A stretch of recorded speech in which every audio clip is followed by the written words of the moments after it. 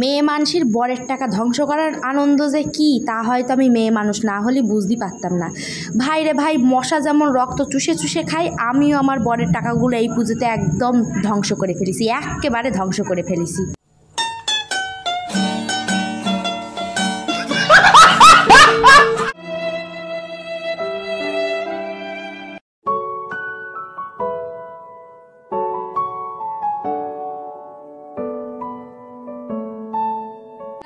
দেখো এত টাকা, এই টাকাগুলো আমার বর আমাকে দিয়েছে শপিং করার জন্য। তো এতদিন পরে যাচ্ছি শপিং করতে, তো কি কি শপিং করছি সেগুলো সব তোমাদের সাথে শেয়ার করবো। বলো তো এতে কত টাকা আছে, গেস করে কমেন্ট করে জানাও।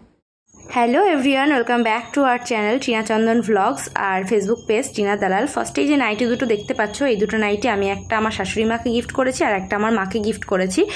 তো বেগুনিটা আমার শাশুড়ি মা নিজেই পছন্দ করে নিয়েছে আর ইয়েলোটা আমি আমার মাকে গিফট করেছি। তো সকাল সকাল আমরা দুজনেই রেডি হয়ে গেছি আর আমার বর তো আমাকে একটা বাজেট বলেই দিয়েছে যে এই বাজেটের মধ্যে জিনিসপত্র কিনবি, আর বাজেটটা তোমরা ফার্স্টে হয়তো আন্দাজ করতে পেরেছো। তো আমরা বেরিয়ে গেছি আর চারিদিকে প্যান্ডেল শুরু হয়ে গেছে, আর এই প্যান্ডেল দেখলেই না মনের মধ্যে এখনই আনন্দ শুরু হয়ে যায় যে পুজো চলে এলো। এই প্যান্ডেলকে ঘিরে ছোটবেলায় নানান সবারই অনেক স্মৃতি জড়িয়ে আছে, আমারও অনেক স্মৃতি আছে, কারণ বাড়ির পাশেই যেহেতু পুজো হতো আর প্যান্ডেল না হওয়া পর্যন্ত বাঁশের খুঁটি পোতা থেকে শুরু করে সারাক্ষণ ওই প্যান্ডেলের কাছেই খেলা করতাম সারাদিন। কিন্তু এখনকার দিনের বাচ্চা কাচ্চারা না এই আনন্দগুলোকে উপভোগই করতে পারে না, কারণ তাদেরকে বাইরে বেরোতেই দেওয়া হয় না ঠিকঠাকভাবে।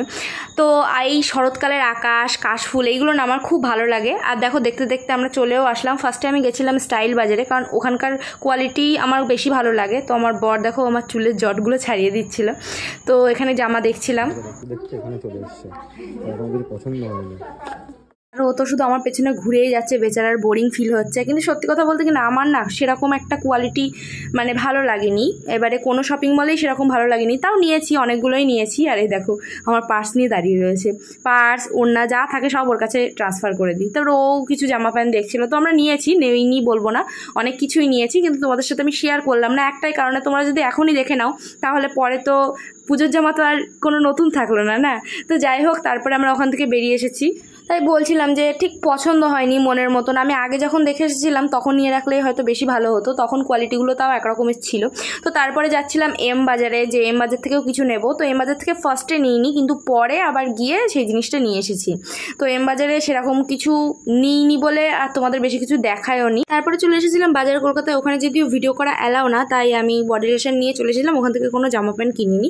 তো তারপরে গেছিলাম জুতো কিনতে, আর আমি তার মধ্যে আবার এম বাজারেও গেছিলাম, ওখান থেকে আমি আমার একটা টপ পছন্দ হচ্ছিলো সেটা নিয়ে এসেছিলাম। আর জুতো কিন্তু আমি ওরকম ভালো জায়গার থেকে যে কিনতে হবে তা না, আমি ওরকম ছোটোখাটো দোকান থেকেও কিনতে ভালোবাসি। আর তারপরে অভিরুচিতে এসে আমাদের সাথে একটা বিশাল বড় স্ক্যাম হয়ে গেছে। মানে আমাদের বিল হয়েছিল 470 টাকা সামথিং কি 450 টাকা, আর আমাদেরকে দিয়েছে 570 টাকা। মানে এটা ওখানকারেরই যারা কর্মচারী তারা এটা করেছে। তো ওখানে আমরা নিয়েছিলাম মিক্সড মাটন, ফ্রায়েড রাইস আর চিলি চিকেন। পরে বলাতে ওরা আবার বিলটা ঠিক করে দিল। তারপরে আসার সময় আমি একটা আইসক্রিম নিয়েছিলাম আর একটা কোল্ড ড্রিঙ্কস খেয়ে বাড়িতে চলে এসেছিলাম। ভেবেছিলাম চা খাবো, কিন্তু আর খাইনি। তোমরা এটা ভেবো না যে আমার মায়ের দোকান থাকতে আমি কেন শপিং মলের থেকে জামা কাপড় কিনছি। যেগুলো মায়ের দোকানে মা বিক্রি করে না সেগুলো আমি শপিং মলের থেকে কিনছি। এছাড়া মায়ের দোকান থেকে আমার 3 পিস শাড়ি সব নেওয়া হয়ে গেছে। খেতে পারিনি, আমাকে বললো পুরো গলিয়ে জল জল করে নিতে। তোমরা কি এরকমভাবে আইসক্রিম খাও? তাহলে বলো, কমেন্ট করে জানিও। আর তোমরা পুজোয় কি কেনাকাটা করলে অবশ্যই কমেন্ট করে কিন্তু জানিও।